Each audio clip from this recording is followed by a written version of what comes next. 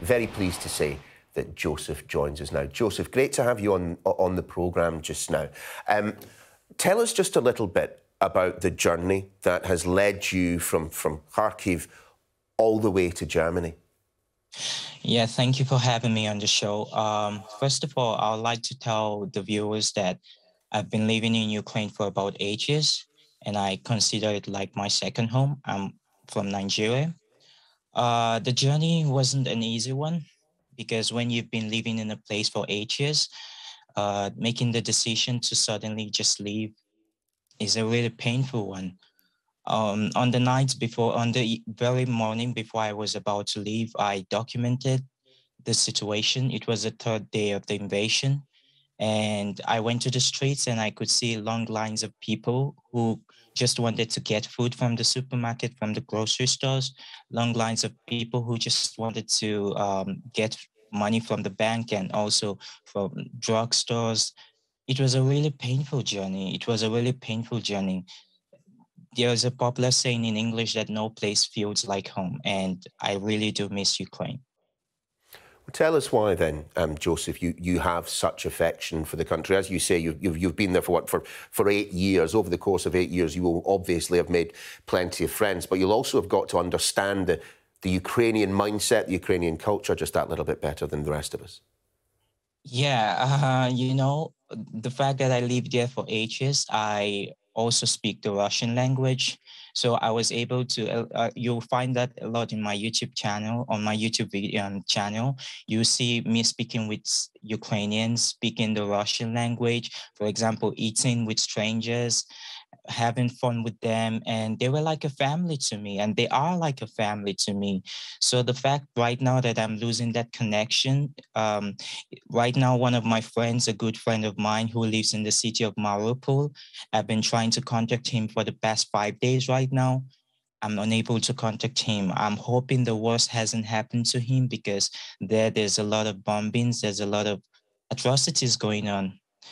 And it is heartbreaking. It is heartbreaking.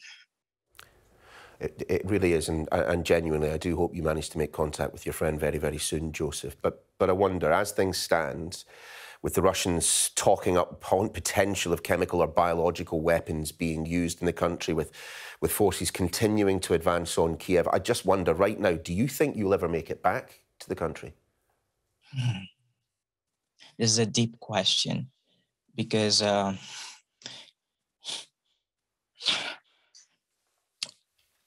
this. Take your time, mate. Take your time. Can I share you one story? Before I left, I went to the basements of my neighbors and I spoke to them and I could see women crying and they were like, why do we need this? I could see the tired faces on the people. And this was just the third day of the invasion. Using chemical weapons, I finished in medical university in Kharkiv in Ukraine. Using chemical weapons, that's the atrocity of the highest order. I look forward to going home one day. I look forward to going to Ukraine one day. But with everything going on, it's almost like the hopes are fading. I really do want the Ukrainian people to leave because innocent people are dying every day. I have no words. Joseph, it would be utterly obtuse of me to suggest that there is a silver lining in all of this. There is no silver lining. But the one thing that I think you may well agree with is that you and others, the reception that you have had in countries like Germany. I mean, as I understand it, you're actually staying with one of your subscribers on YouTube. Yeah, that's the positive thing. The beauty of humanity has been really, really, really on the highlight to see. I remember when I first got to Poland, because when I left Ukraine, I just left with 2 shirts, 2 trousers, and my shoes, and my camera and laptop.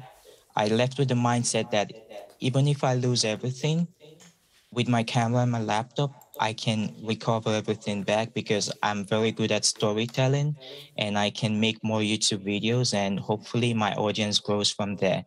But something happened in Poland. I was because in Ukraine it was snowy and I was with winter socks. And when I got to Poland, it was a little bit warm, so I began to feel itchy, and I didn't really have some socks to on me, extra socks on me. And I saw a Polish woman, and I told her my problem, and she took me to the supermarket and to the the shopping mall, and she actually bought me some socks and even gave bought me some other clothes. And the beauty of humanity has just been on the highlight here. Uh, it certainly has. Will you keep telling those stories, Joseph? Joseph Mayowa, thank you so much for joining us, and I really do hope you manage to make it home to Ukraine sometime soon. My pleasure. Thank you.